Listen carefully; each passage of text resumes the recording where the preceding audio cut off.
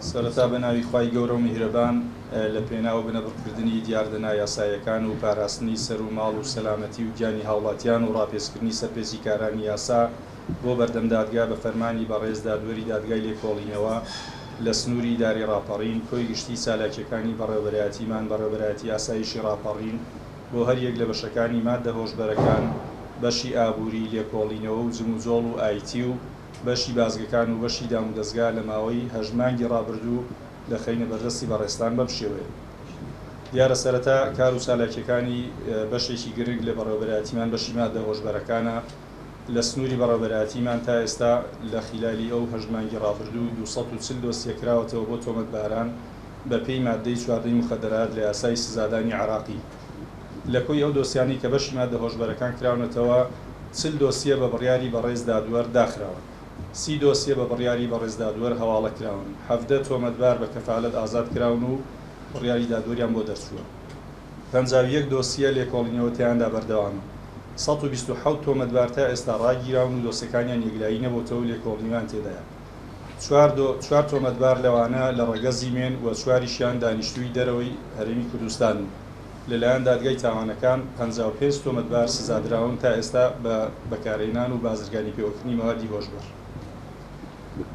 ئەو مادانی کە دەستیان بەسەردا گیراوە ڕێژەکانیان بڕەکانیان تریاک 1 کیلۆ 400 گرام تا ئێستا دەستی بەسەردا گیراوە، شیشە واتە کریستاڵ 11 کیلۆ 996 گرام بە هەمان شێوە زەبت کراوە، هێرۆین 2 کیلۆ 190 گرام دەستی بەسەردا گیراوە، ترشی ئەسید کە دیارە ئەم ترشە لە بەکارهێنان و دروستکردنی مەوادی هۆشبەر بەکاری دێنن 7 دەبەیدەلیتری دەستی بەسەردا گیراوە. جۆرەکانی حەبی هۆشبەر تا ئێستا 600,446 دەرکە حەب گیراوە. مەوادی گوماناوی کە تا ئێستا پشکنیان نەگەڕاوەتەوە 1 کیلۆ 530 گرام زەبت کراوە بە هەمان شێوە. حەشیش 871 گرام دەستی بەسەردا گیراوە. بڕێکی زۆر کەرەستەی بەکارهێنانی مەوادی هۆشبەر لە کەمەوەڵە و شوشە و تەرازوی کێشان و دەستگای فەرکردنی حەب دەستیان بەسەردا گیراوە.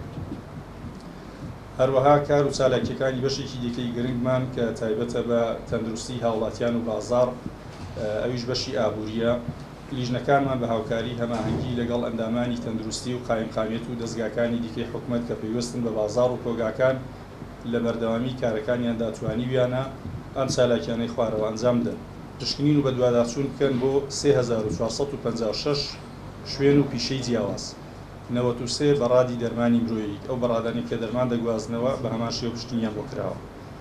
توانیویانە 51,425 تەن لە مەوادی بەسەرچوو لەناو ببەن و دەستی بەسەردا بگرن. دەستگیراوە بەسەر بڕی 607 مەوادی بۆیاغی قوتووی جۆراوجۆر و دەستی بەسەردا گیراوە ئەویش لەناو براوە. 128 شوێن بە پیشەی جیاواز سەرپێچیان کردووە، غەڕامەکران و بەڵێننامەیان پێپڕکراوەتەوە و شوێنەکانیان پێداخراوە. کار و چالاکیەکانی بەشی لێکۆڵینەوەمان دیارە بەشی ماددەی هۆشبەریش بە هەمان شێوە دۆسیەکانیان دەچێتەوە و بەشە، بەڵام ئێمە جیامان کردوێتەوە کۆی گشتی ئەو دۆسیانەی کە بە دەر لە ماددەی هۆشبەر لە بەشی لێکۆڵینەوەدا ماون 58 دۆسیەن لە ئێستادا، 4 دۆسیە بە بڕیاری دادوەر داخراون، 33 دۆسیە بە بڕیاری دادوەر هەواڵە کراون، 21 دۆسیە لێکۆڵینەوە تێیاندا بەردەوامە، 5 ئۆتۆمبیلی دزیاری دەستگیر کراون و دەستیان بەسەردا گیراوە. تۆمەتباران لەسەر پارەی ساختە 11 کەس 11 تۆمەتبار دەستگیر کراون، بڕی 37,000 دلار و 85,000 دیناری چاپی عراقی ساختە دەستی بەسەردا گیراوە. 2 تۆمەتبار بە مادەی 315 ئیختیلاس دەستگیر کراون، 3 تۆمەتبار بەپێی مادەی 307 کە تایبەتە بە ڕەشە و بەرتیل دەستگیر کراون، بەپێی مادەی 15 جەوازات 2 تۆمەتبار دەستگیر کراون، بەپێی مادەی 24 ئیقامە 3 تۆمەتبار دەستگیر کراون.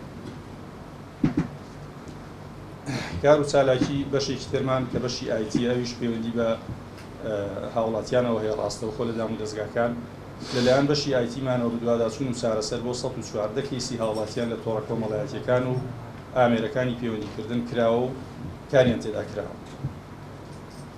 هەروەها کار و چالاکیەکانی بەشێکی ترمان کە بەشی دام و دەستگایە بە هەمان شێوە ئەوانیش لە ماوەی هەژمانگی ڕابردوودا 218 نووسراو کراون بۆ فەرمانگە حکوومیەکان و مەبەستی ئاگاداری لەبارەی گەندەڵی و نەهێشتنی ڕۆتین لە دام و دەستگای ئیداریەکانی سنوورەکە. 792 مامەڵەی پێدانی مۆڵەت بۆ دروستکردنی مۆر بۆ هاوڵاتیان بە هەمان شێوە جێبەجێ کراوە. کار و چالاکیەکانی بەشی زم و جۆڵمان کە ئەویش بەردەوام لە جوڵەدان و بۆ پاراستنی سەر و ماڵی هاوڵاتیان بە بەردەوام دەرچوونیان هەیە. لە کۆی ئەو دەرچوونانی کە لە ماوەی 8 مانگی ڕابردوو 679 دەرچوونی مەفرەزەکانمان بە وەبەستی پاراستنی ئاسایشی ناوشار و بەهانەوەچوونی پەیوەندیکردنی هاوڵاتیانەوە دەرچوونیان هەبوو. هەروەها بەشێکی ترمان بەشی بازگەکانە کە ئەویش بەشێکی گرنگی و سەرەکی بەڕێوەبەراتیمانە. لە بازگەکانمان ڕاگرتن و پشکنین بۆ 10346 ئۆتۆمبیل ئەنجام درراوە. 45 کەسی گوماناوی دەستگیر کراون کە هەندێکیان هەڵگری چەکی نایاسایی بوو. لە سنووری بازگەکان بەگشتی 228 خێزان ماڵیان گواستۆتەوە بۆ سنووری ئیدارەی ڕاپەڕین.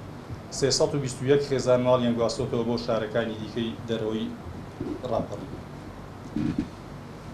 و هەروەها کۆتایی قسەکانمان بەوە دێنی لێرەوە دەمانەوێت دەستخۆشی و ڕێز و سوپاسمان بۆ هاوڵاتیانی دەڤەرەکەمان کە هاوکار و هەماهەنگ بوون لەگەڵ دەستگا ئەمنیەکان بۆ ڕوبەڕووبوونەوەی کارەخێزەون و تێکدەرەکان و سەرجەم هێزەکانی دیکەی سنوورەکە بە تایبەت برایانی سلکی پۆلیس بەگشتی کە بە هەماهەنگی ئەوانیش بەشێک لە چالاکیەکانمان لەگەڵ ئەوان بە ئەنجام گەێنراون.